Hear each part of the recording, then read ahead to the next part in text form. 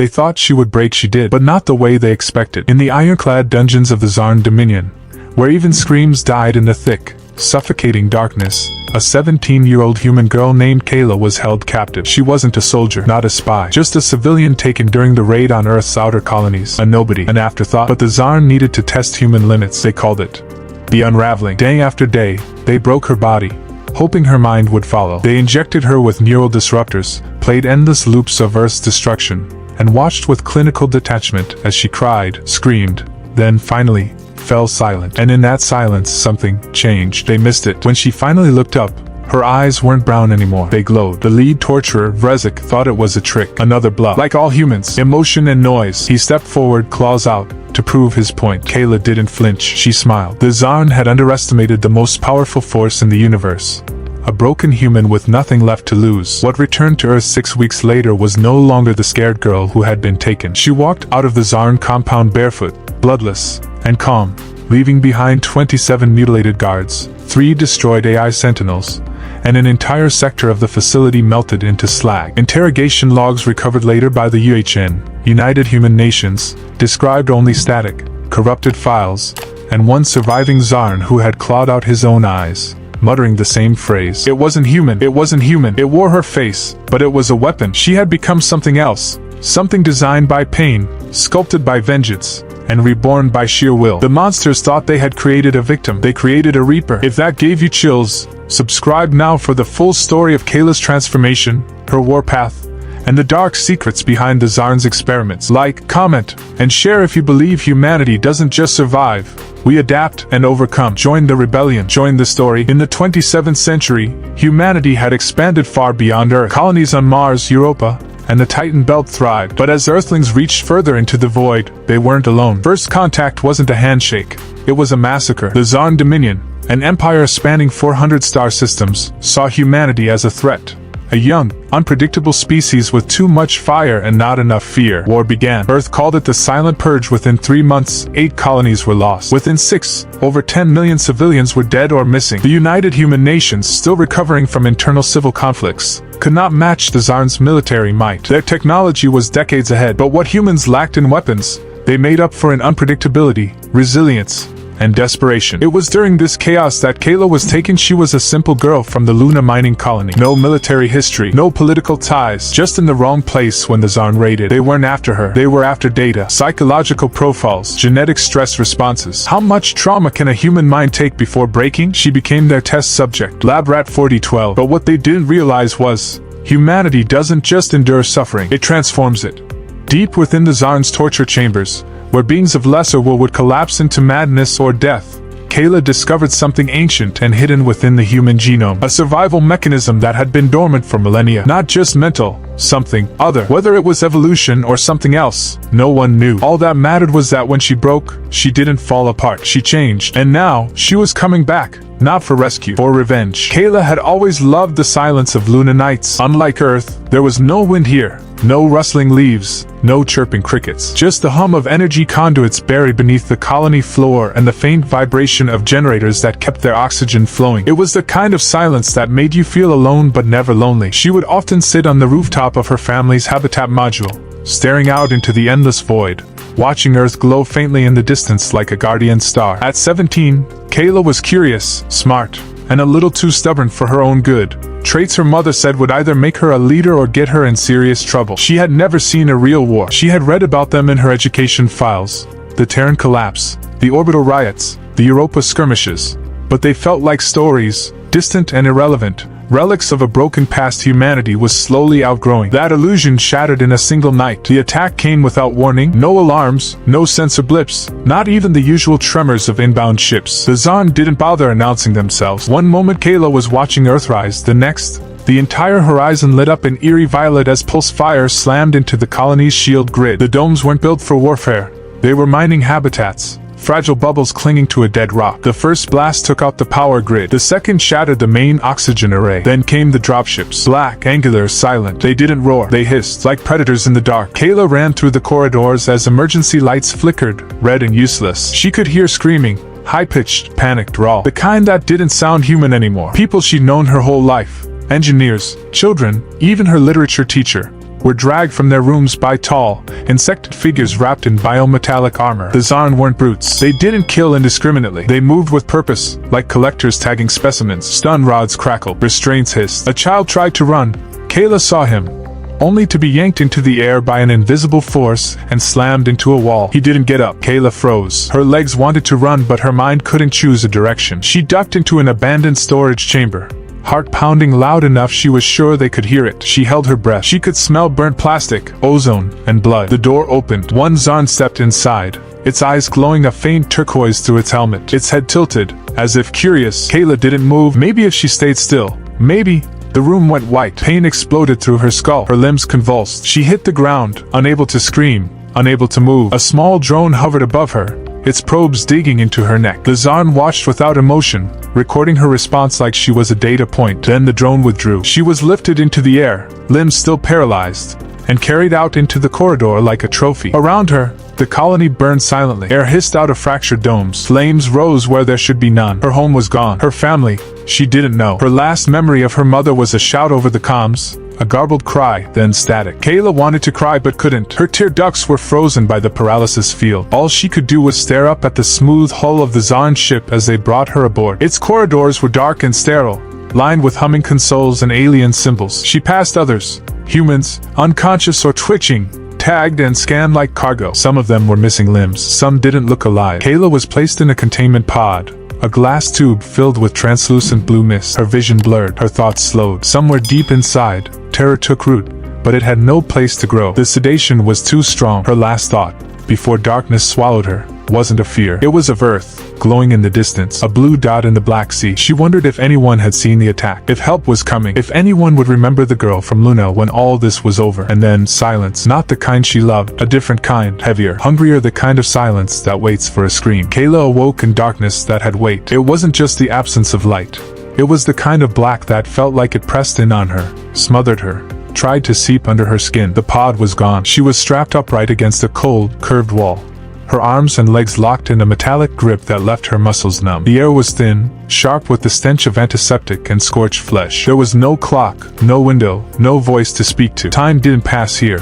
It simply coiled around her, like a snake waiting for her mind to unravel. At first, she counted seconds, then minutes, then gave up. Hunger clawed at her stomach. Her throat burned for water. She screamed for the first few hours, then whispered, then stopped making sounds altogether. They came eventually, tall, silent, expressionless, always alone, always watching. The first session started with a scan. Lights danced over her skin, mapping her neural patterns. Then came the injectors. Long, thin needles slid into her arms, neck, spine. They called it adaptive enhancement, but it felt like being burned alive from the inside. Her bones trembled. Her veins pulsed with something cold and alive. She passed out twice. The third time, they didn't let her. Instead, they used electrical pulses to jolt her awake mid-scream, again and again, until her voice broke. After that came the images. They fed them directly into her visual cortex.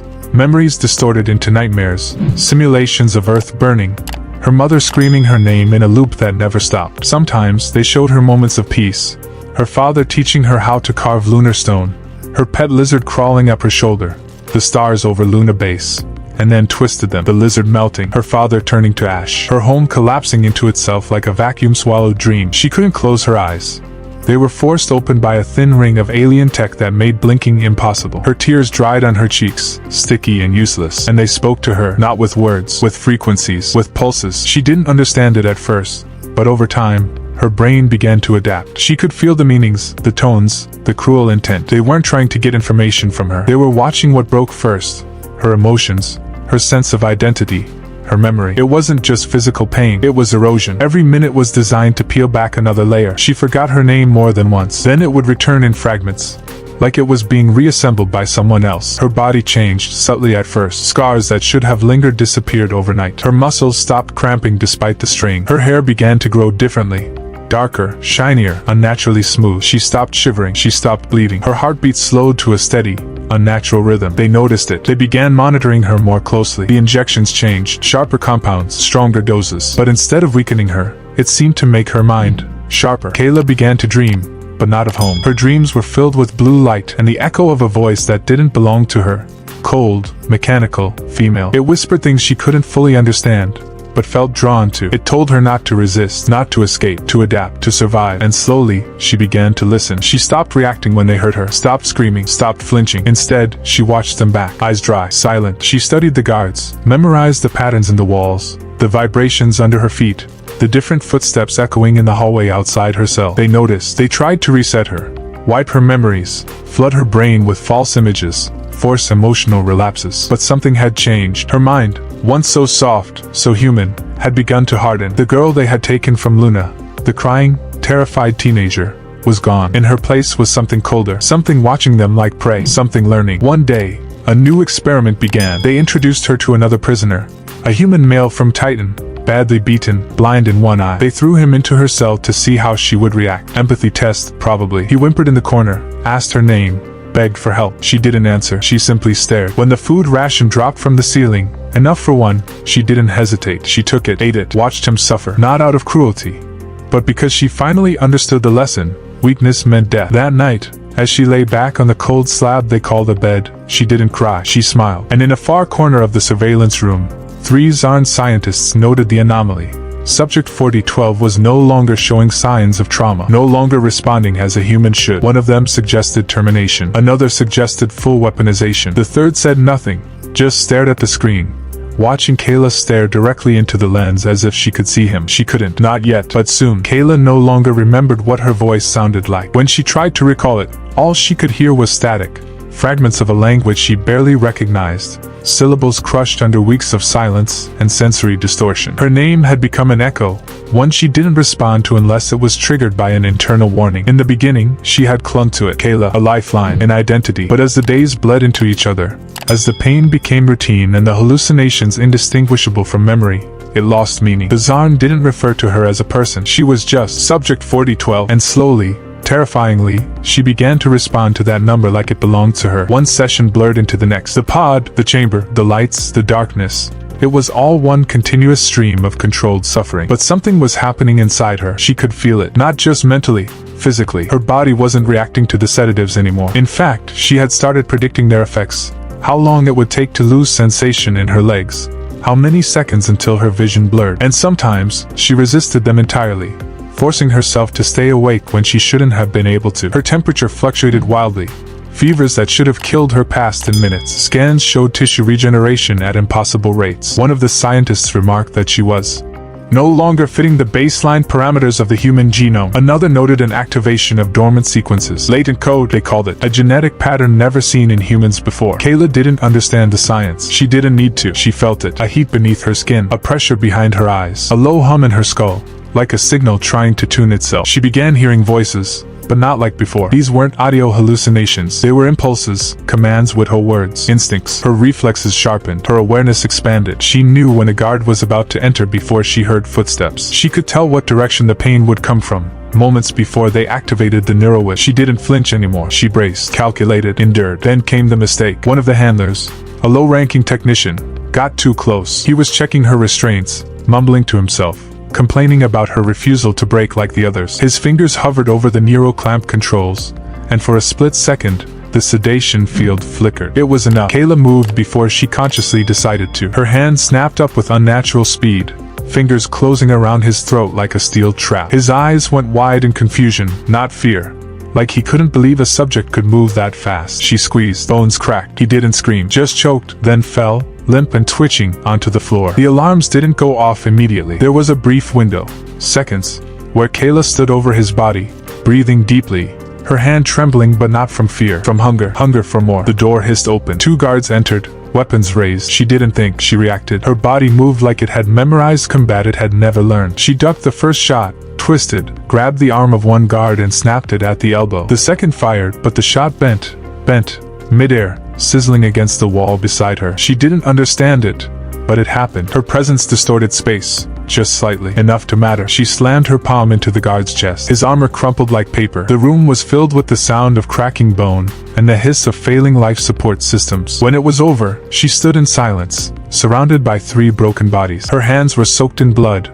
none of it hers. The lights above flickered, dimmed, and then surged back to full brightness as if reacting to her heartbeat. For a long moment, she stared at her reflection in the observation glass. Her eyes weren't the same. The brown had bled into silver. Faint veins of blue light traced through the whites of her eyes like circuit patterns. Her skin glowed, subtly, as if powered by something more than biology. The scientists watched in stunned silence from behind reinforced walls. The lead researcher uttered one phrase in their guttural language, translated roughly to, "It has awakened." Panic rippled through the control center. They had triggered something ancient, something hidden deep within the human genome, not engineered, not synthetic, something evolutionary, a defense mechanism humanity didn't know it had. And now, it had chosen a vessel. Kaela didn't know who she was anymore. She didn't care. The girl from Luna was gone. What remained was something forged in agony, reborn through suffering, and baptized in blood. She didn't wait for reinforcements. She stepped toward the door, hand outstretched. The panel sparked, then melted. She walked through. She wasn't trying to escape. She was beginning her hunt. The facility was not built to contain gods. It was engineered to dissect, to analyze, to break. But Kaela was no longer something that could be broken. As she moved through the sterile halls,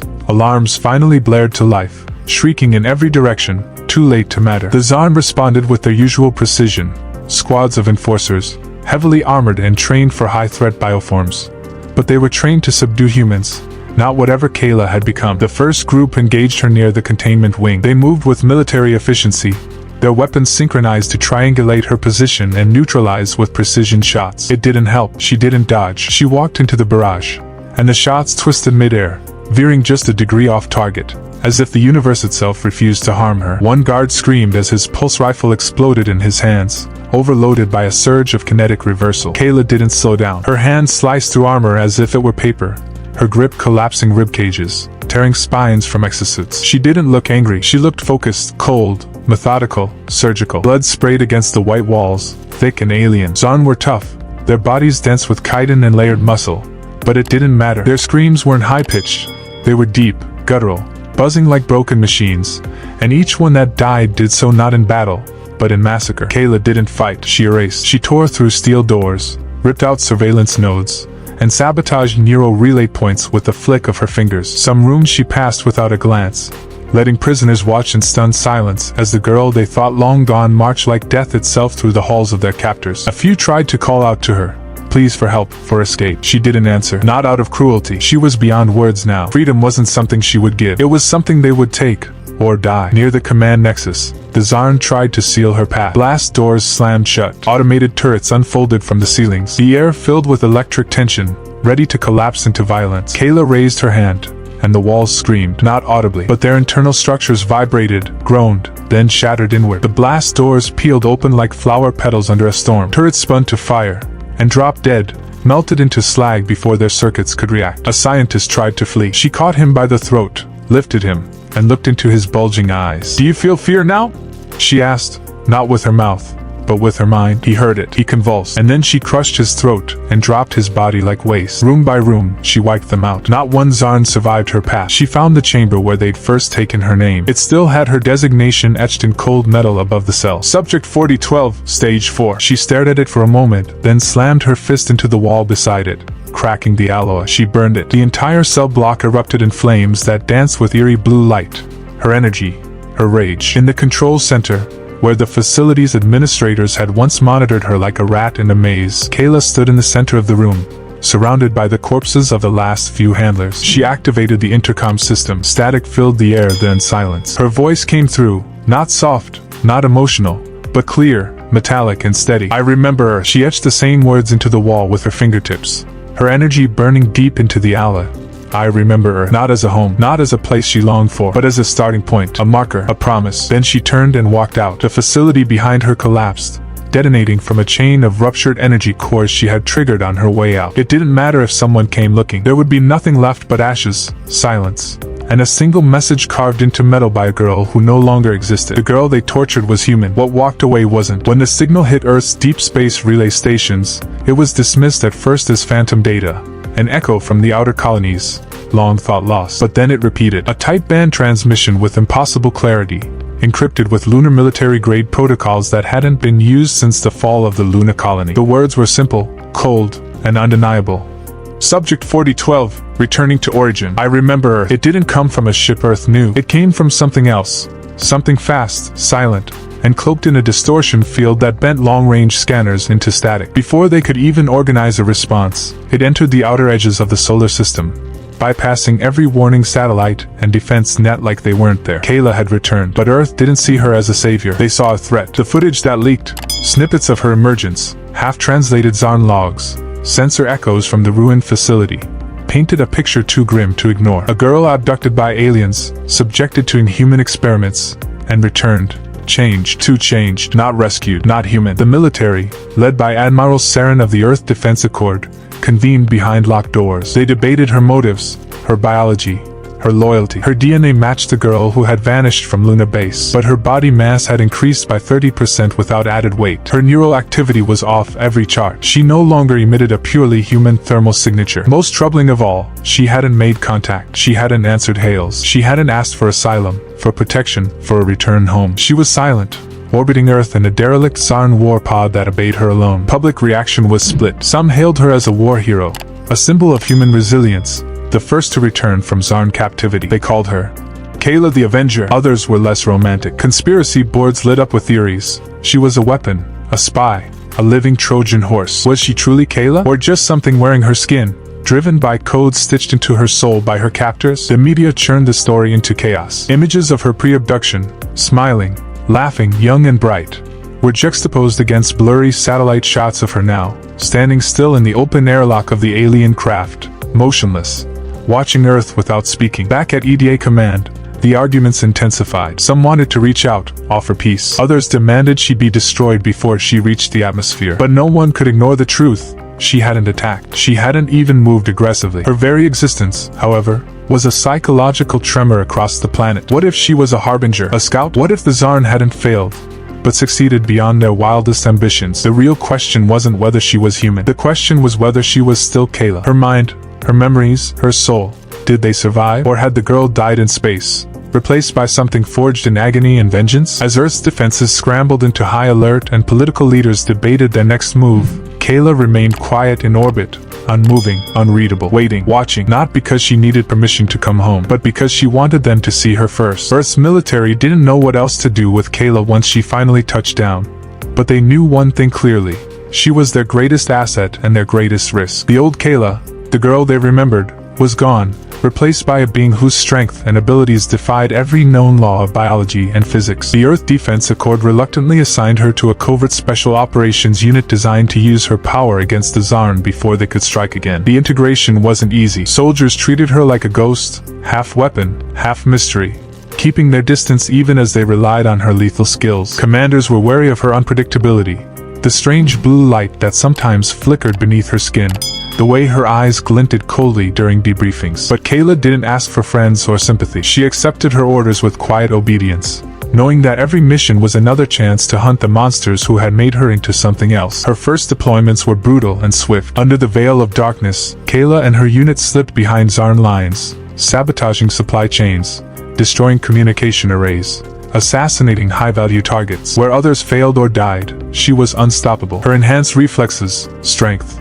and the inexplicable energy she could wield made her both a nightmare and a legend among her enemies. But victory came with a cost. Every mission triggered something deep inside her, a flashback, a memory from the endless hours of pain and experimentation that still haunted the edges of her mind. The cold metal of her restraints, the harsh buzzing of the neurowhips, the twisted faces of her captors, their voices echoing in an alien tongue. Sometimes, in the quiet moments between missions, she would curl up and whisper the names she barely remembered, mourning the girl she used to be and the innocence she lost. Despite the ghosts that chased her, Kaela kept moving forward. She had become a weapon shaped by suffering, a force unleashed to strike back at the darkness that had consumed her life. But beneath the steel and fire, a fragile humanity remained, a flicker of the girl who once dreamed beneath Luna's stars, who longed for freedom not just from her captors, but from the monster she had become. Every night she fought to hold on to that spark, to remember that she was more than a weapon. She was Kaela, and she was coming for them all. Kaela's relentless assaults against the Xarn ignited a fire that spread far beyond Earth's orbit. News of her brutal effectiveness and near-mythical transformation leaked through fragmented comms channels,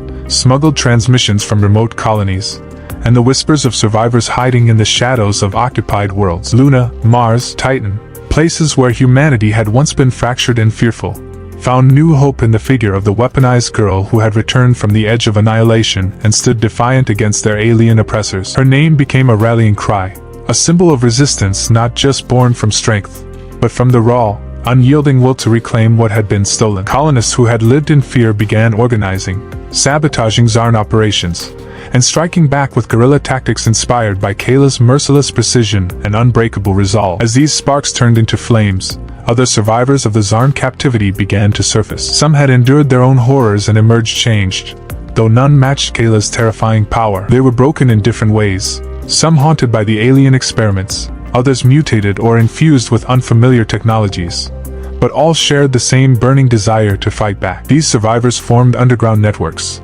sharing intelligence and pooling resources, coordinating attacks across solar systems. Where once humanity was fractured, now it found unity in shared pain and common purpose. Kaela became more than a lone weapon. She became a beacon that drew the scattered fragments of humanity into a growing rebellion, one that threatened to overturn the cold dominion of the Xarn. The war, once a distant and losing struggle, shifted dramatically. The Xarn found themselves facing enemies who no longer cowered or fled but fought with desperation and cunning. Their tight control over the colonies began to crack as coordinated strikes destroyed supply lines and communication hubs. The cold, calculated invaders had underestimated the power of the human spirit, especially when shaped by the horrors Kaela had endured. The tide of the conflict turned, uncertain and chaotic, as the invaders were forced onto the defensive. What began as the story of one tortured girl became the epic of a rebellion that would redefine humanity's place in the stars. The monster they had made was not their downfall, she was their reckoning. The line between Kaela and the darkness within her began to blur as the war escalated. What started as a desperate fight for survival gradually transformed into something more primal,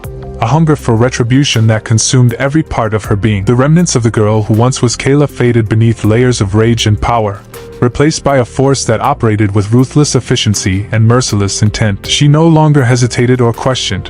Her actions became swift, brutal, and unrelenting. Entire Xarn sectors fell under her assault. Worlds that once buzzed with the oppressive hum of alien occupation were reduced to ashes, their infrastructures shattered, and their forces annihilated. There was no mercy in her strikes, no hesitation in her judgment. To her enemies, she was a living nightmare, a force of nature unleashed to obliterate everything the Xarn represented. Yet, with every victory, the weight of her choices pressed heavier on her soul. The brutal efficiency that had become her trademark came with a cost: collateral damage, civilians caught in the crossfire, entire communities wiped out alongside military targets. Commanders questioned her methods, advisors warned of losing the moral high ground, but Kaela moved past their concerns like a storm that could not be stopped. The faces of the innocents she had failed to save haunted her fleeting moments of solitude, but the darkness inside whispered louder. That mercy was weakness, that hesitation meant death, and not only by embracing the monster within could she truly end the war. Her humanity twisted, not destroyed but altered, forging a new identity born of pain and necessity. She understood now that the monster wasn't just what the Xarn had made her. It was what she had to become to survive and protect what remained of her people. The battles she fought weren't just physical, they were internal, a constant struggle to hold on to fragments of who she was while wielding a power that threatened to consume her entirely. In the silence after each devastating victory, she questioned if the girl who had once dreamed beneath lunar skies still existed, or if she had been sacrificed to the war that had transformed her into a weapon beyond reckoning. The lines of morality blurred into shadows, leaving only one truth: to save humanity, she had to become the very monster the Xarn feared. Kaela's journey culminated in the shadowed throne room of the Xarn Emperor, a being whose presence radiated cold authority and ancient cruelty. The vast chamber pulsed with alien energy, walls lined with living crystal that shimmered like starlight, reflecting Kaela's own fractured image back at her. The Emperor's gaze was a mix of curiosity and contempt as he regarded the creature she had become, a fusion of human tenacity and Xarn-altered power. Their confrontation was not just of fists or weapons, but of wills. He spoke of the grand design behind the Xarn conquest, their manipulation of human genetics, the unlocking of dormant sequences buried deep within the human genome. He claimed that humanity was never meant to survive the stars as they had known it, but was evolving into something new, something beyond both species. Kaela realized then that her transformation was no accident. She was the living proof of that hidden evolution, a bridge between worlds and a weapon forged in the crucible of pain. The Emperor offered her a choice: join him and ascend beyond human limits, dominate the galaxy as a new hybrid ruler, or be destroyed, a failed experiment in cosmic power. The temptation was immense. To wield such godlike strength, to command fleets, to end the war with a single command. It could mean salvation or eternal tyranny. But Kaela saw past his grand promises. She understood that surrendering to domination would mean losing the very essence of what made her human, the flicker of hope that had survived the darkest nights. The weight of her sacrifice was clear. To protect humanity, she would have to destroy the Emperor and shatter the cycle of manipulation and control, even if it meant losing herself in the process. Their battle tore through the throne room like a supernova, energies clashing, reality bending with every strike. Kaela unleashed everything she was, strength, fury, and the raw, untamed evolution pulsing within her veins. The Emperor countered with cold precision and ancient power, but he underestimated the depth of her resolve. In a final, devastating act, Kaela channeled the full force of her being into one cataclysmic blow that shattered the Emperor's throne and sent shockwaves through the Empire. As the chamber crumbled around them, she felt the sacrifice, the fading of her form, the thinning of the line between monster and human. But in that moment, she chose not domination, but salvation. Humanity would live, free from the shadow of the Xarn. When the dust settled, Kaela was gone. Some say she became legend, a guardian spirit watching over the stars. Others believe she still fights in the dark, a monster born of pain and love, forever walking the line between what was and what must be. Her final act was not just an end,